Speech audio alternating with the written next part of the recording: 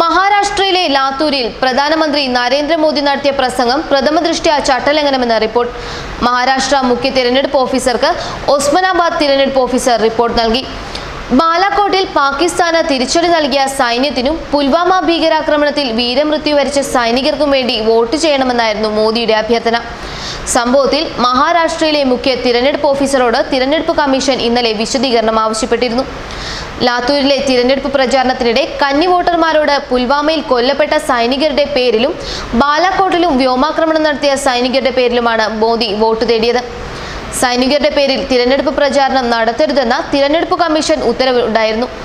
ഇത് ലംഘിച്ചാണ് മോദിയുടെ പര്യടനം. ലോക്സഭാ തെരഞ്ഞെടുപ്പിൽ BJPക്ക് വോട്ട് ചെയ്ത് രാജ്യത്തെ കൂടുതൽ ശക്തിപ്പെടുത്തുന്നതിന്റെ ഭാഗമായി തീരാനായിരുന്നു കന്നി വോട്ടർമാർക്ക് പ്രധാനമന്ത്രിയുടെ ആഹ്വാനം. നിങ്ങൾ 18 വയസ്സ് പിന്നിട്ടിരിക്കുകയാണ്. രാജ്യത്തെ ശക്തിപ്പെടുത്തുന്നതിനും ശക്തമായ സർക്കാർ രൂപീകരിക്കുന്നതിനും വേണ്ടിയാകണം നിങ്ങളുടെ വോട്ട്. പാവപ്പെട്ടവന് ഒരു വീട് ഉറപ്പുവരുത്തുന്നതിന് വേണ്ടിയാകണം നിങ്ങളുടെ വോട്ട്. കർഷകരുടെ കൃഷിയിടത്തിൽ വെള്ളമെത്തുന്നതിന് വേണ്ടിയാകണം നിങ്ങളുടെ വോട്ട്, മോദി പറഞ്ഞു. നിങ്ങളുടെ കന്നി വോട്ട് പുൽവാമയിലെ ധീര രക്തസാക്ഷികൾക്കും ബാലാകോട്ടിൽ പാകിസ്ഥാന് ഉചിതമായ മറുപടി നൽകിയ വൈമാനികർക്കും രേഖപ്പെടുത്താൻ തയ്യാറുണ്ടോ എന്ന് മോദി ചോദിച്ചിരുന്നു. നേരത്തെ ഗാസിയാബാദിലും ഗ്രേറ്റർ നോയിഡയിലും തിരഞ്ഞെടുപ്പ് റാലികളിൽ സൈനികരെ മോദി സേന എന്ന് വിശേഷിപ്പിച്ചതിന് ഉത്തർപ്രദേശ് മുഖ്യമന്ത്രി യോഗി ആദിത്യനാഥിനെ തിരഞ്ഞെടുപ്പ് കമ്മീഷൻ ശാസിച്ചിരുന്നു. അതേസമയം പ്രധാനമന്ത്രി നരേന്ദ്രമോദിയുടെ ജീവിതം പറയുന്ന സിനിമയുടെ റിലീസും നമോ ടിവിയുടെ സംപ്രേഷണവും തിരഞ്ഞെടുപ്പ് കമ്മീഷൻ വിലക്കി.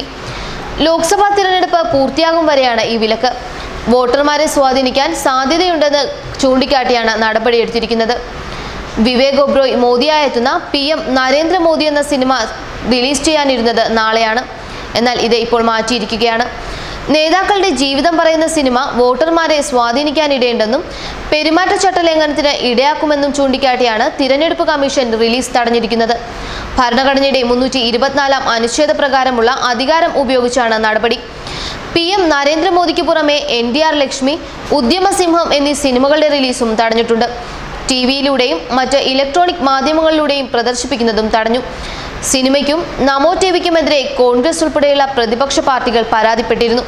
PM നരേന്ദ്രമോദി സിനിമയുടെ റിലീസിനെതിരായ ഹർജി തള്ളിയ സുപ്രീം കോടതി തിരഞ്ഞെടുപ്പ് കമ്മീഷനെ സമീപിക്കാനാണ് നിർദ്ദേശിച്ചത്. മോദിയെ അവതരിപ്പിക്കുന്ന വിവേക് ഒബ്രോയ് BJPയുടെ താരപ്രചാരകനുമാണ്.